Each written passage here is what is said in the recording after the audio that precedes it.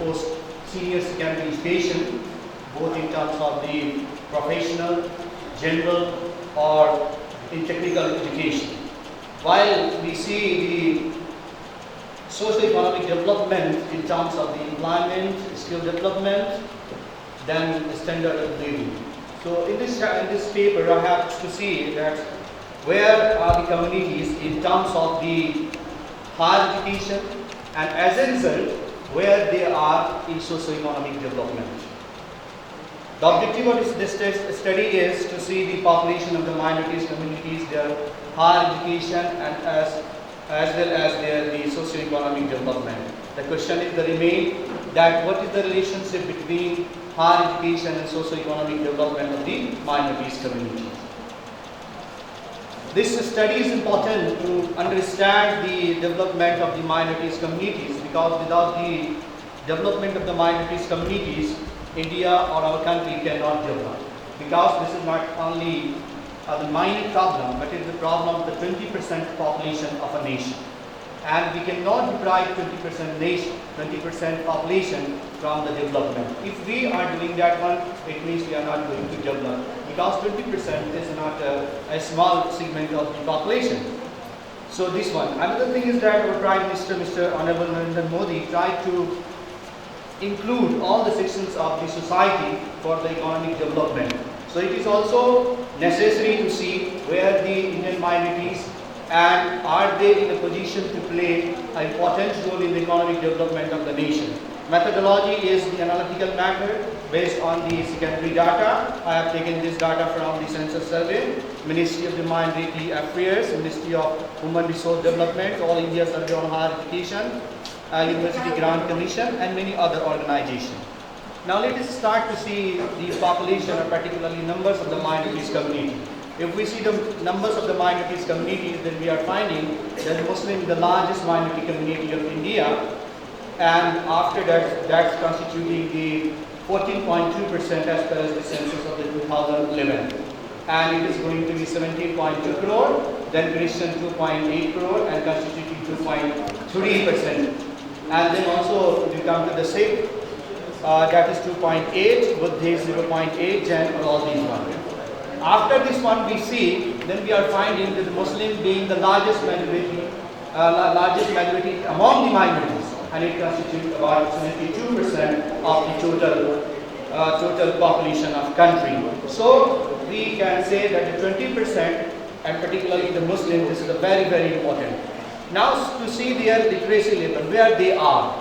If we see the literacy, particularly I have taken the two census, 2001 and 2015. And particularly why I am taking that the government released the religious data later on. So on the basis of that one, some organization calculated. And what we are finding that the Muslim have in 2001 59.1%, and 2015 it is going to be 68.4%. And then the Christian 84, and then coming to the 2015 88.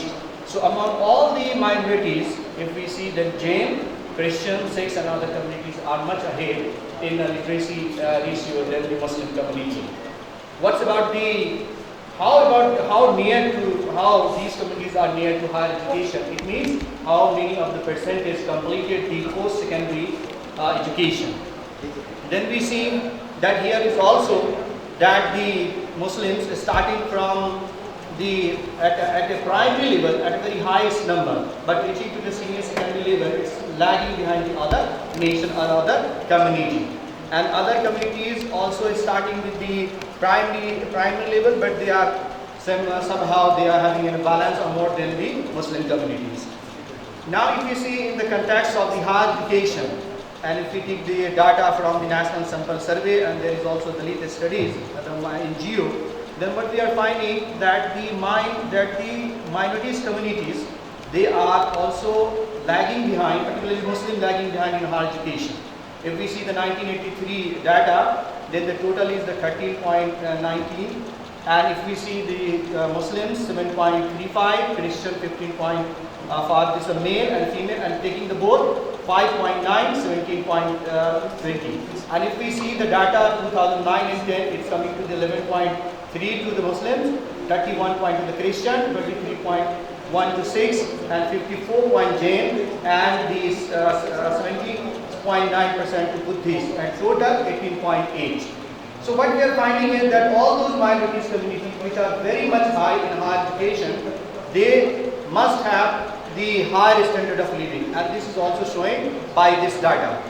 If we see the standard of the living in terms of the how much they are spending per day or per month, and also the level of the poverty, that is starting from 2004 and 5 to 2011 and 12, then we are finding that all those communities which are higher in higher education, they are spending more, and their incidence of poverty is also less in them. For example, Muslim 980 rupees they are spending per month, or you can say 32.66 per day. While they say the Christian, they are much ahead in higher education, so they are spending 1,543 rupees or 51 rupees per day. And incidence of the poverty is also the minimum in those communities where the higher education is high. So this shows that the higher education is important for the socio-economic development.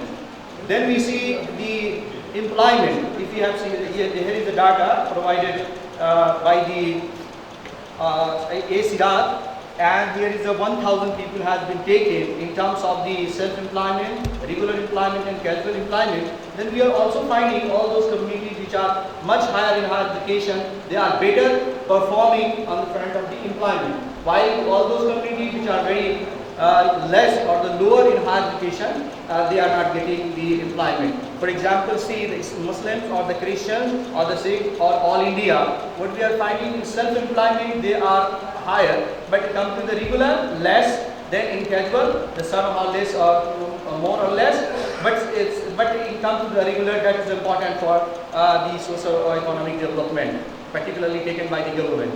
So on the basis of this one, I can conclude that all those communities which are higher in higher education, they are performing well on socio-economic matter, while all those communities which are not better in higher education, they are not performing well. So in this context, we can say that we have to grow with justice, then we have to grow with more and more higher education.